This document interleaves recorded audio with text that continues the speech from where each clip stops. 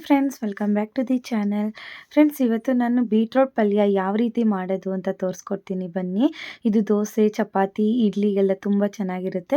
So ಏನೇನು ingredients ಬೇಕು ಅಂತ ನೋಡ್ಕೊಳ್ಳೋಣ ಬನ್ನಿ. ಅದಕ್ಕೂ ಮುಂಚೆ ಯಾರೆಲ್ಲ ನನ್ನ ಒಂದು ವಿಡಿಯೋನ ಸಬ್ಸ್ಕ್ರೈಬ್ ಮಾಡದೆ ನೋಡ್ತಾ ಇದ್ದೀರಾ, ಪ್ಲೀಸ್ ಸಬ್ಸ್ಕ್ರೈಬ್ ಮಾಡ್ಕೊಳ್ಳಿ.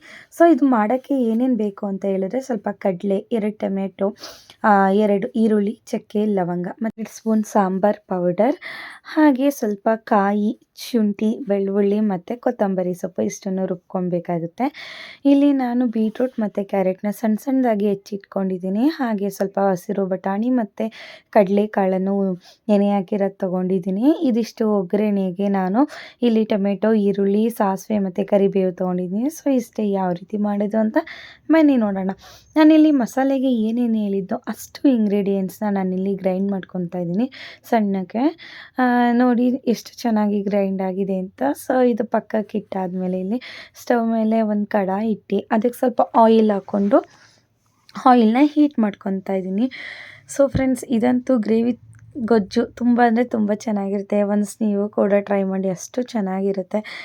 ಸೊ ಇದೆಲ್ಲ ಆದಮೇಲೆ ನಾನಿಲ್ಲಿ ಒಗ್ಗರಣೆಗೆ ಈರುಳ್ಳಿ, ಕರಿಬೇವಿನ ಸೊಪ್ಪು ಮತ್ತು ಸಾಸಿವೆ ಇಷ್ಟನ್ನು ಹಾಕ್ಕೊಂಡು ಅದೆಲ್ಲ ಫ್ರೈ ಮಾಡ್ಕೊಂಡಾದಮೇಲೆ ನಾನು ಕಟ್ ಮಾಡಿಕೊಂಡಿರುವಂತಹ ಬೀಟ್ರೂಟ್ ಮತ್ತು ಕ್ಯಾರೆಟ್ನು ಕೂಡ ಆಯಿಲಲ್ಲೇ ಫ್ರೈ ಮಾಡ್ಕೊತಾ ಇದ್ದೀನಿ. ಅದಾದಮೇಲೆ ಸ್ವಲ್ಪ ನಾನು ಕಾಳುಗಳು ತೊಗೊಂಡಿದ್ದೆ ಅಲ್ವಾ, ಅದನ್ನು ಕೂಡ ಆಯಿಲಲ್ಲೇ ಫ್ರೈ ಮಾಡ್ಕೊತಾ ಇದ್ದೀನಿ. 2 ಮಿನಿಟ್ಸ್ ಆದರೂ ಸಾಕು, ಆಯಿಲಲ್ಲಿ ಫ್ರೈ ಮಾಡ್ಕೊಳ್ಳಿ, ತುಂಬ ಚೆನ್ನಾಗಿರುತ್ತೆ.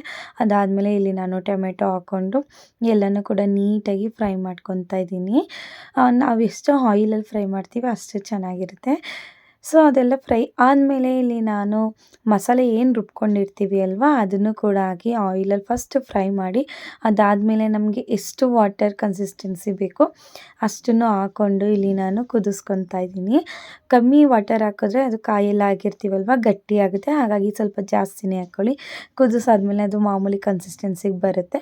ಆ್ಯಂಡ್ ನೋಡಿಕೊಂಡು ಉಪ್ಪು ಹಾಕಿದ್ರೆ ರೆಡಿ ಆಗುತ್ತೆ. ಸಾಲ್ಟ್ ಹಾಕ್ಕೊಂಡ್ರೆ ರೆಡಿ ಆಗುತ್ತೆ. ಸೊ ತುಂಬ ಚೆನ್ನಾಗಿರುತ್ತೆ. ಸೊ ಯಾರಿಗೆಲ್ಲ ಈ ರೆಸಿಪಿ ಇಷ್ಟ ಆಯಿತು ಪ್ಲೀಸ್ ಲೈಕ್ ಮಾಡಿ, ಶೇರ್ ಮಾಡಿ ಮತ್ತು ಕಮೆಂಟ್ ಮಾಡಿ.